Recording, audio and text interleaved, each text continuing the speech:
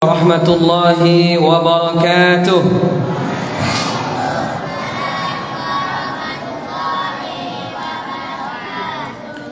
Innal hamdalillah nahmaduhu wa nasta'inuhu wa nastaghfiruh wa na'udzu billahi min shururi anfusina wa min sayyiati a'malina may yahdihillahu fala mudilla lahu wa may yudlilhu fala hadiya lahu. Asyhadu an la ilaha illallah wahdahu la syarika lahu wa asyhadu anna Muhammadan abduhu wa rasuluh la nabiyya wa la rasula ba'da. Allahumma shalli wa sallim ala nabiyyina Muhammadin wa ala alihi wa sahbihi ajmain, amma ba'd. Bapak-bapak, ibu-ibu jamaah salat tarawih yang dimuliakan Allah Subhanahu wa taala. Alhamdulillah, bersyukur kepada Allah dengan mengucapkan alhamdulillahi rabbil alamin. Kita diajarkan dalam Islam, kalau kondisi lagi enak, nyaman, bahagia, disuruh bersyukur, mengucapkan alhamdulillah bi ni'matihi tatimmus shalihat. Kalau kita ternyata kondisi lagi susah, payah, sakit, ndak enak, ndak nyaman, tetap alhamdulillah. Tapi di ujungnya ala kulli hal. Alhamdulillah ala kulli hal. Kalau susah, kalau senang, alhamdulillah bi ni'matihi tatimmus shalihat. Begitulah seorang muslim menjadikan semua harapan hidupnya hanya untuk Allah. Ketika Allah berikan orang senang, belum tentu lebih baik. Ketika Allah berikan orang susah, belum tentu lebih susah. Karena apapun yang Allah berikan kepada dia, dia akan mengatakan ini yang terbaik. Wa asa an takrahu syai'an wa huwa khairul lakum wa asa an tuhibbu syai'an wa huwa syarrul lakum wallahu ya'lamu wa antum la ta'lamun. Bisa jadi apa yang kau benci itu baik bagimu, bisa jadi apa yang kau suka itu baik bagimu, itu buruk bagimu. Allah tahu, kamu tidak tahu. Salawat dan salam semoga tercurah kepada Nabi Muhammad sallallahu alaihi wasallam. Bapak Ibu yang dimuliakan Allah Subhanahu wa taala, kalau kita ditanya mana lebih banyak hafalan tahfiz, kita apa anak kita? Hah? Mana lebih sering ke masjid, ayahnya apa anaknya? Jadi yang jadi panutannya anak apa ya? Belum apa-apa udah kena tanya langsung sama Ustaz katanya. 15 menit ceramah soalnya. Biasanya 45 menit. Jadi jamaah yang dimuliakan Allah Subhanahu wa taala, makanya banyak anak durhaka. Dalam Islam tidak ada anak durhaka. Ditanya, Ustaz, ada enggak anak durhaka dalam Islam? Dalam Islam tidak ada anak durhaka. Nakal tidak ada anak nakal. Nakal turunan tidak ada. Nakal tanjakan pun tidak ada. Jadi tidak ada anak durhaka itu. Karena Allah sudah mengatakan dalam Al-Quran, surat Az-Zariyat, surat 51 ayat 56 kalau tidak salah, Allah berfirman, A'udzu billahi minasyaitonir rajim, wa ma khalaqtul jinna wal insa illa liya'budun. Tidaklah kau ciptakan jin dan manusia kecuali untuk menyembah aku, tunduk kepada aku. Jadi kita ini sudah diinstal ketundukan. Kita akan tunduk kepada Allah, kita akan tunduk kepada orang tua. Tapi kenapa ada anak durhaka ke orang tua? Karena orang tua tidak jadi teladan. Orang tua tidak mencontohkan. Orang tua tahu ngomong aja, tapi teladan tidak ada. Tidak ada kesuksesan tanpa kedisiplinan. Tidak ada kedisiplinan. Tidak ada kesuksesan tanpa kedisiplinan. Tidak ada kedisiplinan tanpa keteladanan. Maka kaum muslimin yang dimuliakan Allah Subhanahu wa taala, Islam mengajarkan kita konsep teladan. Yang namanya konsep teladan itu dari atas, bukan dari bawah. Tapi banyak orang tua sama anak konsep yang terjadi dari bawah, bukan dari atas. Makanya pertanyaan di awal, mana lebih banyak hafalan kita apa anak kita? Mana lebih sering ke masjid? Anaknya atau ayahnya? Mana lebih sering baca Quran? Orang tua atau anaknya? Kata jamaah, anaknya Ustaz. Berarti kalau begitu, berarti orang tuanya tidak teladan. Berarti orang tuanya malu sama anaknya. Jangan banyak-banyak nasihat anak. Kita aja tidak bisa.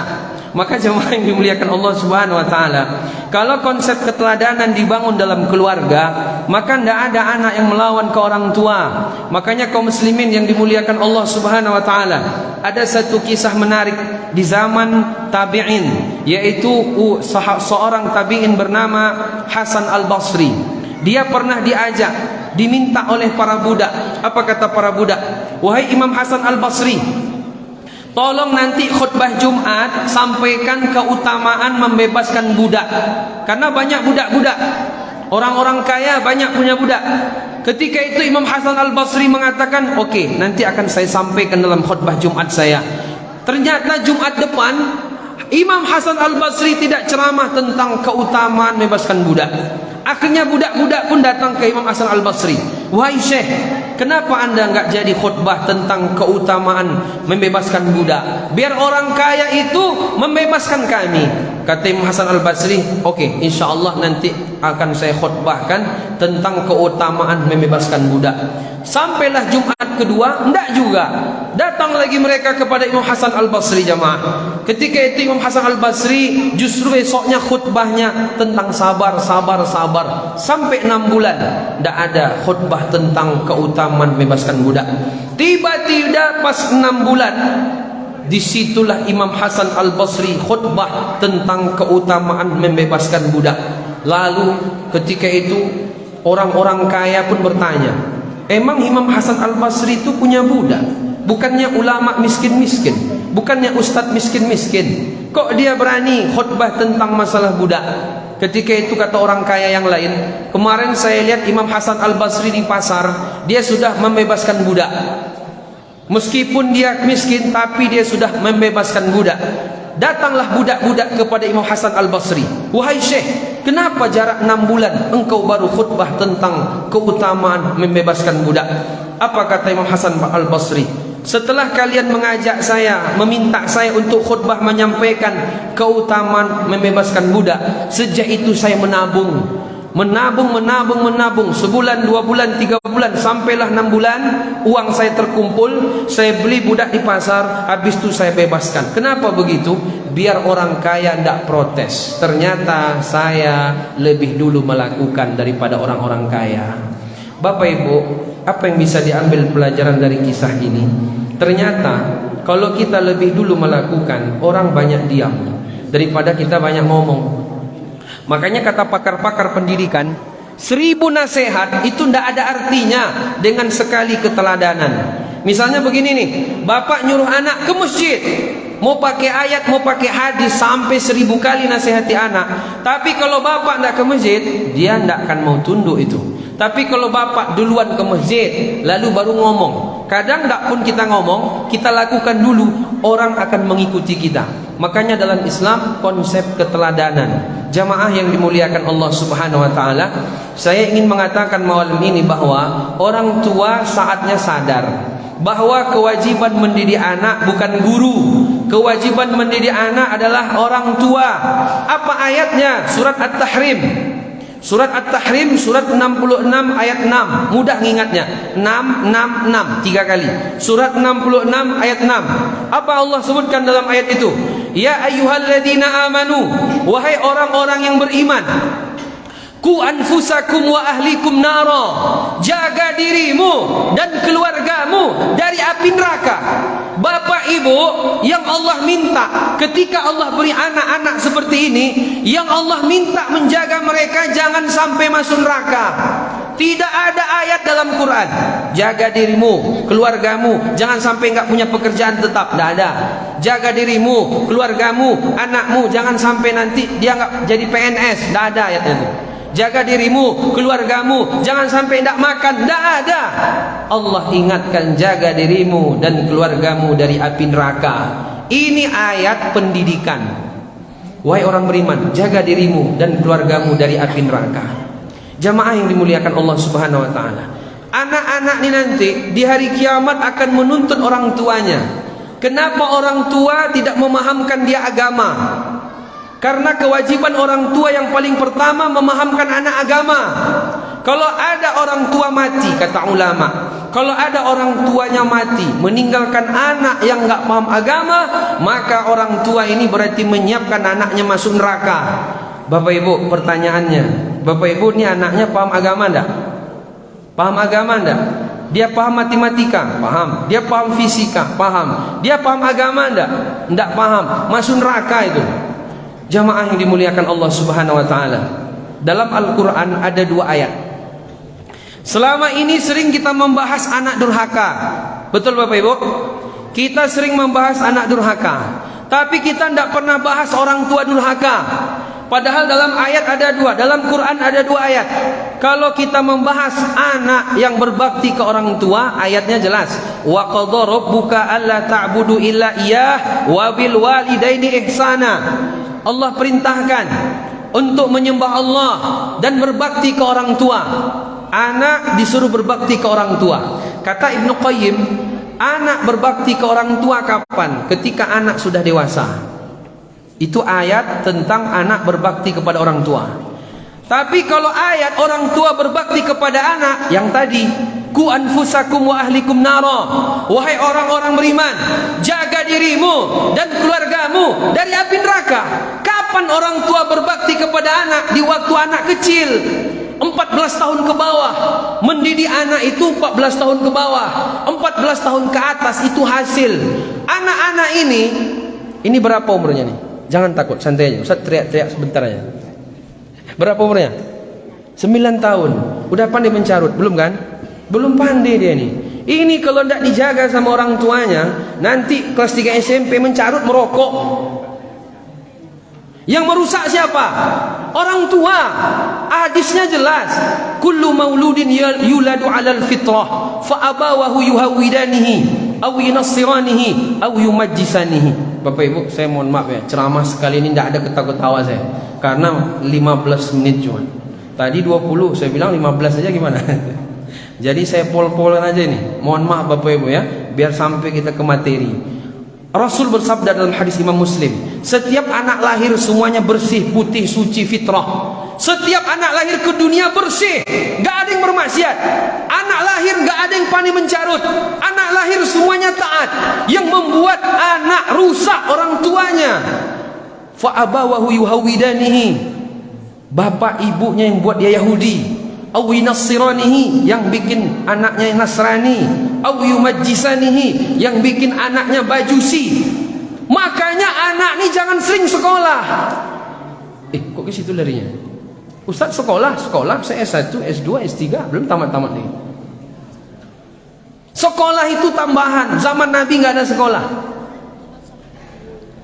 Kewajiban mendidik anak itu orang tua, bukan guru. Ayatku anfusakum, jaga dirimu dan keluargamu, itu bukan ke sekolah ayatnya tuh Bapak Ibu, itu ke rumah.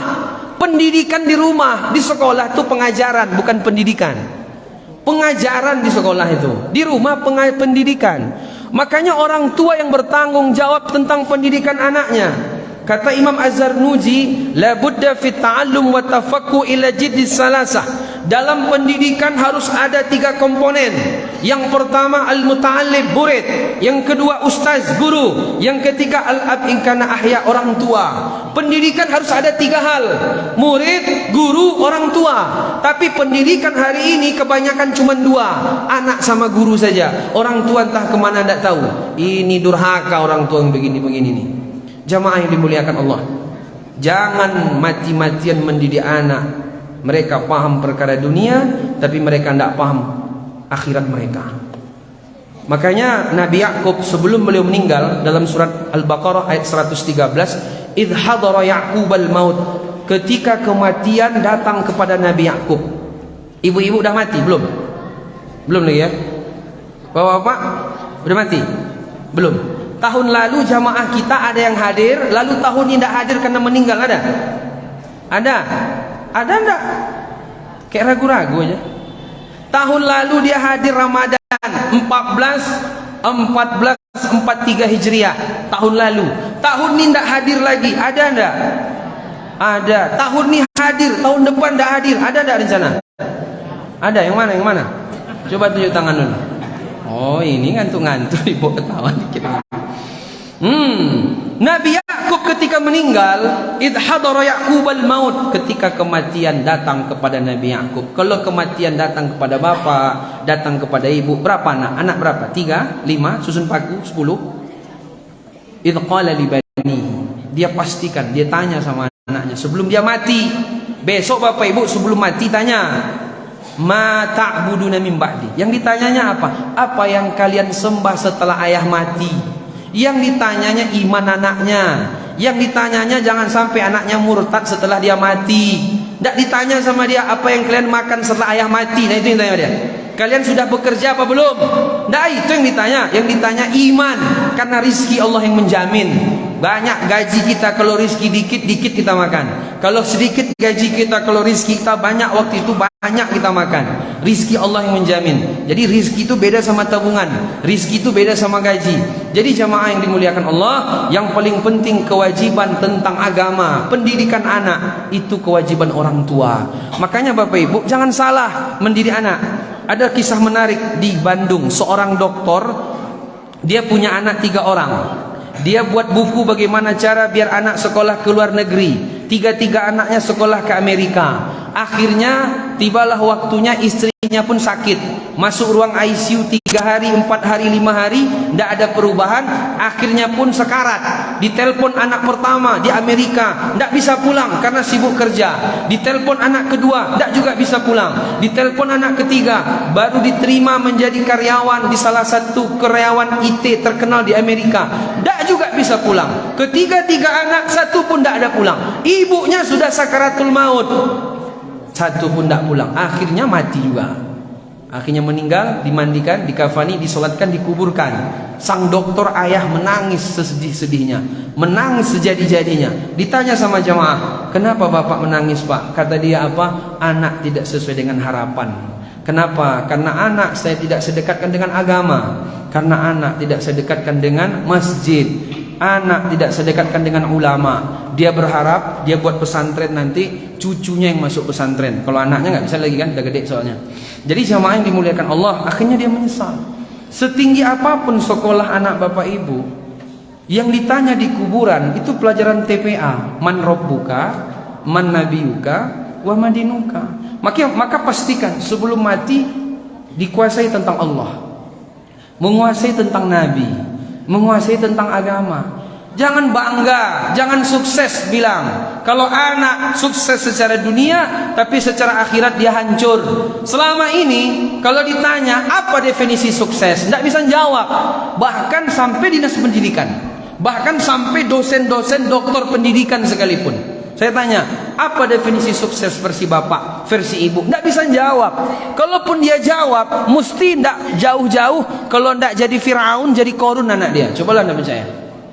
Kalau tidak jadi Fir'aun, jabatan tinggi, tidak tahu sama Tuhan. Fir'aun kan jabatan tuh, lambang jabatan. Kalau Korun itu lambang harta. Makanya Fir'aun ditenggelamkan di Laut Merah. Korun ditenggelamkan beserta hartanya masuk ke dalam bumi. Jadi selama ini nampak-nampaknya anak-anak kita nih sekolah, ujung-ujungnya ya kalau nggak jadi Fir'aun ya jadi Korun gitu aja. Cuman nggak tenggelam. Kenapa? Karena belum kaya kali. Dan dia pun juga belum tinggi kali jabatannya seperti Fir'aun. Kalau kemuliaan dengan jabatan, mestilah Fir'aun lebih mulia, tapi dihinakan Allah. Kalau memang kemuliaan didapat dengan harta, tentu Korun lebih mulia. Korun tuh mulia Bapak Ibu harusnya. Tapi sampai hari ini apa? Hina. Dan disebut-sebut namanya sampai hari ini kan. Pergi kita ke belakang rumah, kita gali-gali mau cari cacing untuk mancing, lalu ketemu cacing tadi, lalu ketemu pula sendok emas. Mesti kita bilang apa? Harta? Tak karun nih kita bilang, ya kan? Saking kayanya Pak Korun nih, tapi dia dihinakan Allah. Siapa yang mulia? Nabi Musa alaihissalam, yang dia membela agama. Jadi jamaah yang dimuliakan Allah, saya dikasih tahu dari Ustaz, nanti tolong bahas pendidikan anak, pendidikan kewajiban orang tua. Ya nggak apalah, mesti sewaktu sedikit, paling tidak Bapak Ibu, kita bisa memahami bahwa anak yang sukses adalah anak yang soleh, anak yang paham dengan Tuhan yang menciptakan dia. Dia tahu dengan Rasulnya dan paham agamanya. Itu anak sukses. Yang kedua, kewajiban pendidikan bukan guru, tapi orang tua. Dan orang tua yang pertama besok ditanya tentang bakti orang tua kepada anak di waktu kecil. Barulah nanti ditanya bakti anak kepada orang tua di waktu besar. Kenapa anak durhaka di waktu besar? Karena orang tua durhaka kepada anak di waktu kecil. Jadi anak-anak ini kalau pandai dia berjoget, pandai dia main TikTok, tapi tidak pandai ngaji, tapi dia tidak tahu sama Tuhannya, ini berarti orang tuanya durhaka berarti. Punya mobil Pajero orang tuanya, punya mobil mewah, rumah mewah, perusahaan banyak, tidak tahu sama Tuhan yang menciptakan dia, yang dia tahu pekerjaan dia aja. Nanti 60 tahun dia mesti mati, 70 tahun dia mesti mati nih. Dia mesti akan menyesal, dan orang tuanya juga menyesal. Kenapa tidak memahamkan anak dengan agama?